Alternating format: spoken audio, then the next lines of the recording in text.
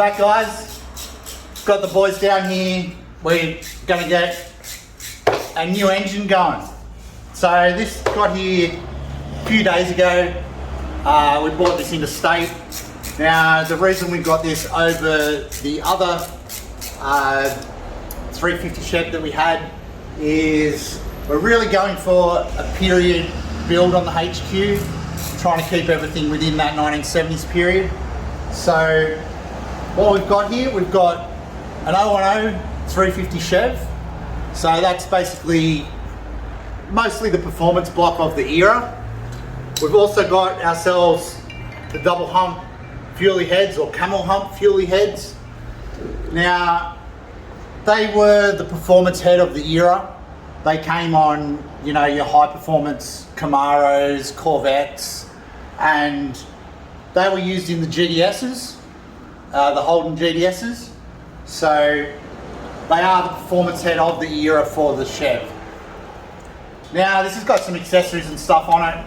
You know, we're not going to be using any of that because we're not going to be running aircon.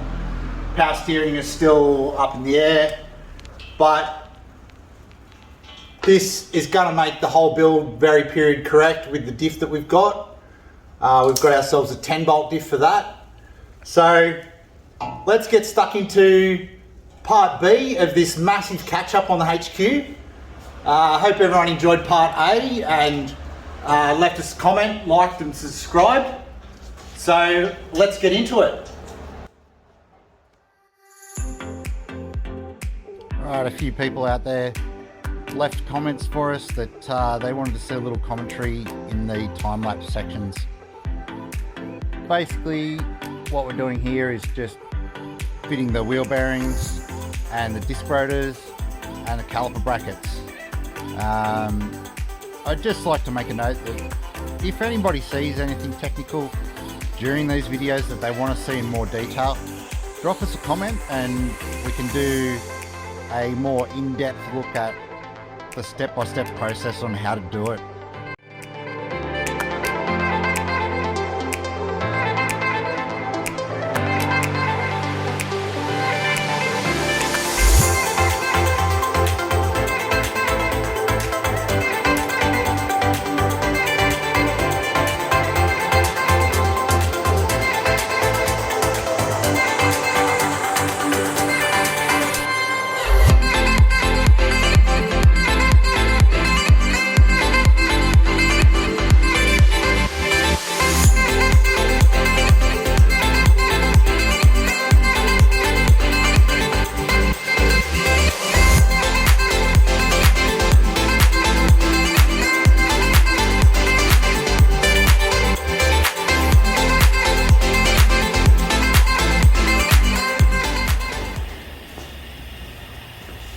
Alright, we've got the slotted and dimpled front rotors on, the HQ, it's all looking good down there, all tightened up, split pins in. Now, one upgrade we are doing to it, some may debate whether it is an upgrade or not, but they are a better caliper. We're getting rid of the cast iron, I believe it's a PBR caliper, that uses large pins that are prone to seizing and that kind of thing. What we're doing is we're upgrading it to the cast aluminium Gerlach caliper. Now this caliper comes on the later H series and WBs. It doesn't have the same sticking issues that the earlier cast iron calipers did. So, you know, yes, it's an upgrade. It's not an upgrade to modern, but definitely an upgrade for this car. And you know, we're not trying to build a race car or anything that's highly modified here. We're trying to keep it, you know, like something that Holden may have done back in the day. So the pistons have basically had it, seals, everything. We pulled these apart a while ago, sandblasted the outsides. So we've got them down here, just new seal kits and brand new pistons as well for them. So I'm going to get those together And then we can just about get all the brakes together in the front, and the front's getting pretty close to finished.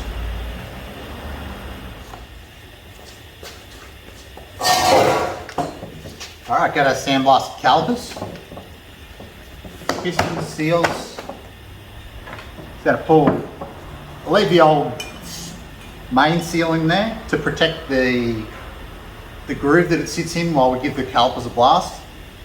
Like we go lightly on the inside, we don't blast it heavily, but just to make sure it's protected, leave the old seal in.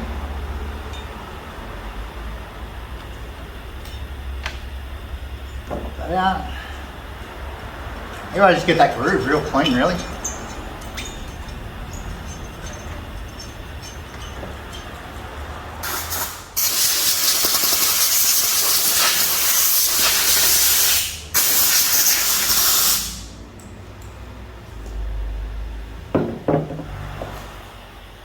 That dust through around your piston.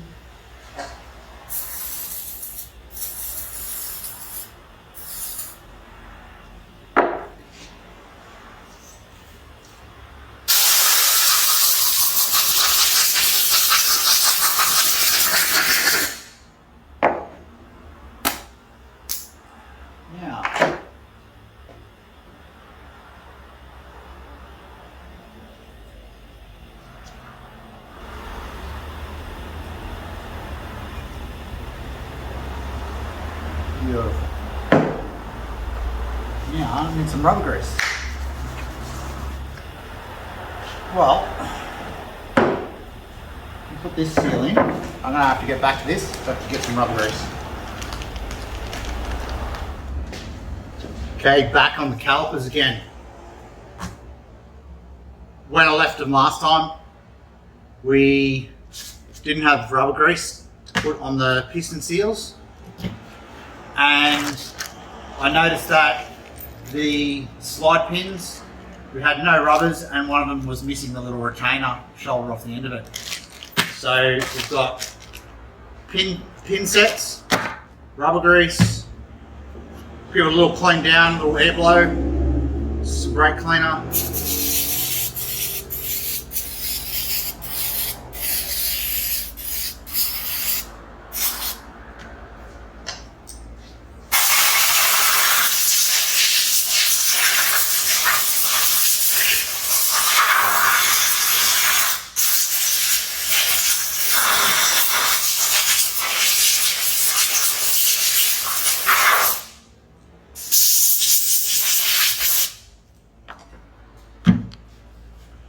Alright, got brand new pistons, do the same thing.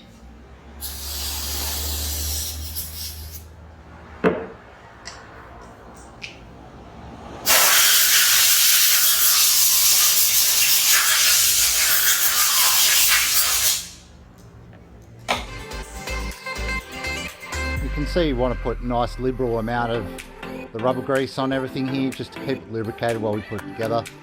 And I like to fit the dust seal from the top where it normally fits and slide it right down and hang off the bottom of the piston. Just makes it easier to get the dust seal to line up in the groove that it sits in before you push the piston in.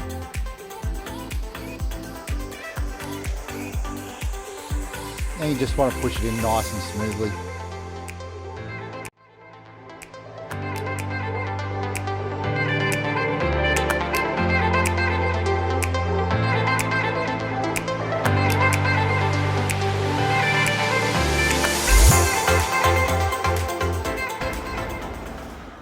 That's it, done. Beautiful.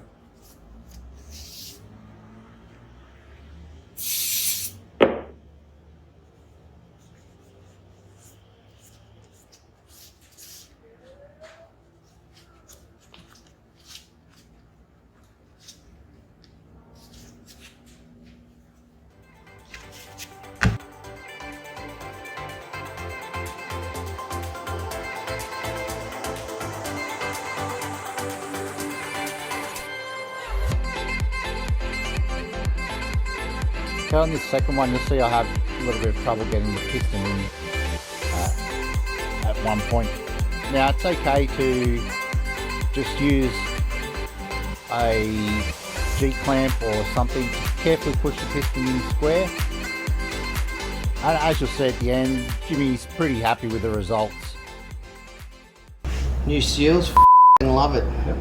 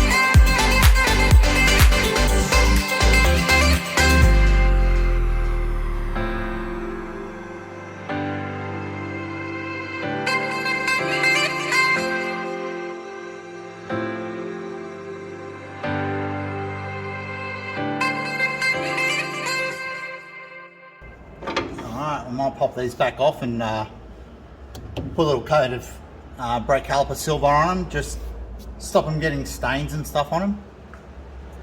But that's essentially the WB calipers fitted to the front of the HQ.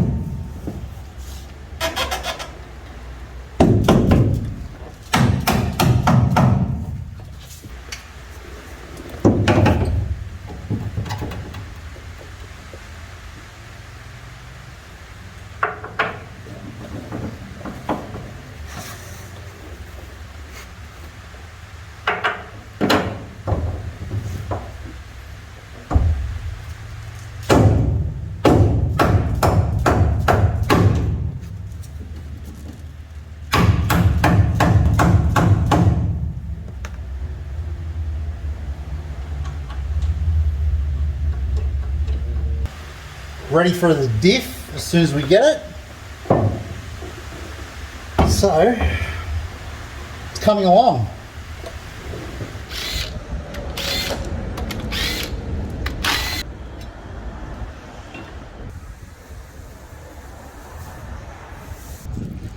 Just checking out the inside of our 10 bolt for our HQ. See, we got the Harrop True Track in there. The 308 ratio. Yeah. It's a great ratio, particularly for the 3-speed. Great ratio for so you can still cruise around. Tidy this whole diff up and give it a nice coat of paint.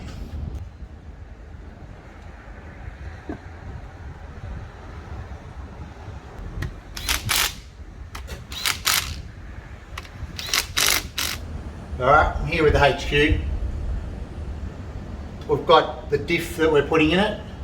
Now we're trying to keep this car period correct to 1970s-ish. So what we've gone with the 10 bolt diff, like the GDSs and that kind of thing would have had. I think the Statesman's also had a version of it. We've got a 308 ratio. And what we've done, we've put a Harrop True Track in it, just to make sure that we've got good limited slip diff. So, you know, the original ones are pretty worn out by now. We've got new shoes, new wheel cylinders. Give it a little bit of paint. We'll touch it up once we put it in case it gets some scratches or whatever. We're gonna get some new handbrake cables for it yet. But what we're going to try and do is we're going to try and get it in today we've got to put the bushes in the top of the housing. We've got our new rear shocks. And we've got the matching pair of rear springs, king springs, that match the front ones that we've put in. So we're going to try and get all that in, and it'll be one step closer to getting them back on its wheels. And once it gets to that, it can go and get the paintwork done.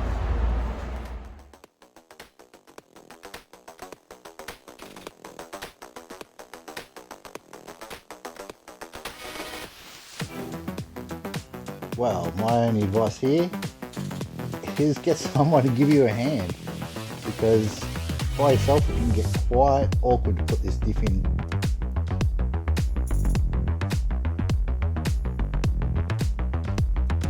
The other little piece of advice here is we found the center tubes of the bushes to be not quite round. So we ended up having to drill them out in the car. So just check that before you put the bushes in, because it's much easier to do it on the bench.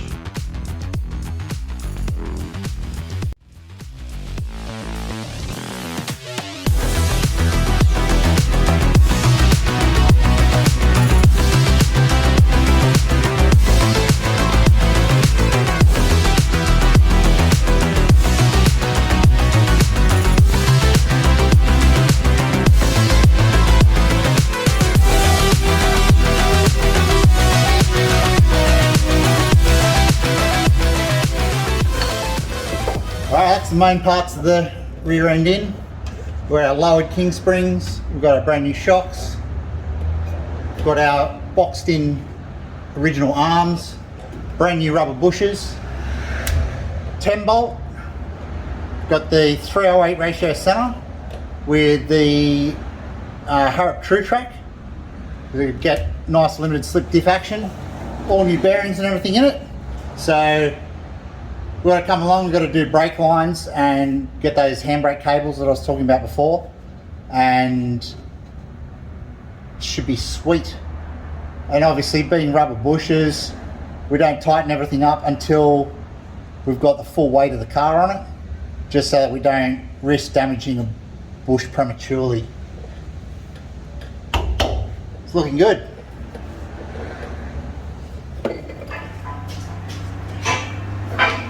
Alright, so you met our new engine, the 010 350.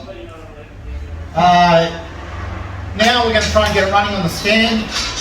We have seen it running in the car before, but we're going to get it running on the stand for everyone, just to show you what it sounds like. Should sound pretty meaty. Let's get into it.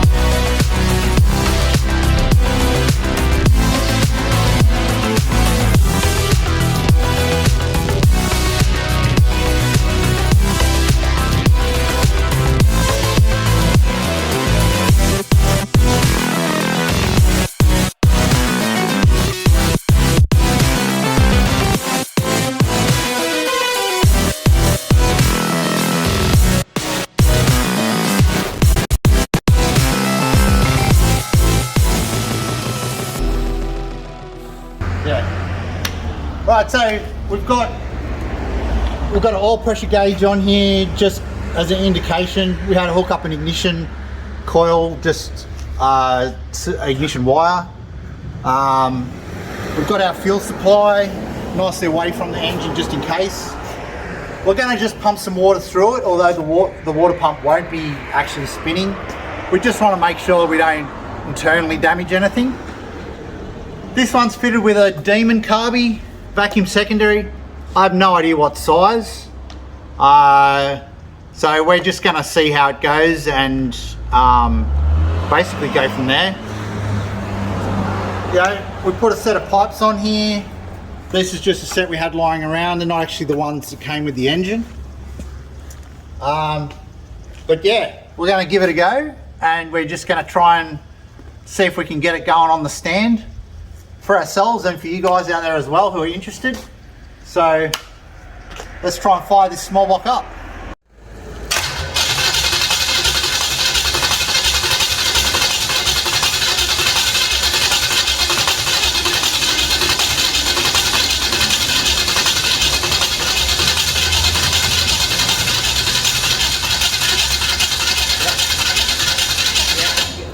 That's what he said. He's out of the way.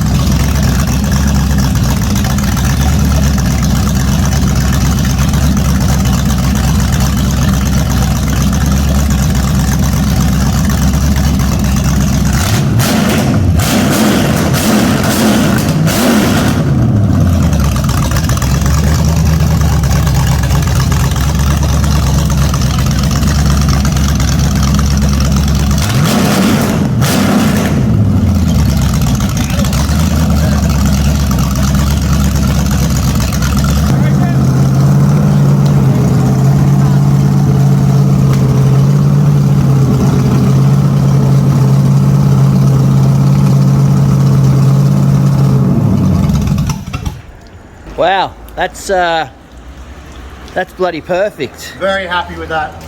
Very happy. The carby even sounds like it runs well, even though we'll clean it up a little bit on the outside. Now we'll go ahead, we're going to powder coat the manifold, get that to look nice. We might change out these comp rocket covers for something more period. Did I just melt my pants on the pipes? Maybe. Who knows? Maybe, maybe not. I noticed the gasket on the fuel pump looks a bit, but this is a Holley pump, so we can get a rebuild kit for these pretty cheaply. And yeah, we'll clean it up, paint it up, and we'll get it ready to put in the car. So that's probably about it for your catch up, guys. I hope you're as happy as we are with the engine. So if you like what you see, you want to see this continue, really the way for these projects to continue is for you guys to support us. So like and subscribe. Leave us a comment down below. Tell us what you think, because I tell you what, I'm pretty happy with that. That sounds pretty tough to me for a naturally aspirated 350 engine. And it's going to be perfect for the HQ coming from the early 70s. So subscribe to the channel and we'll see you next time on Revamp.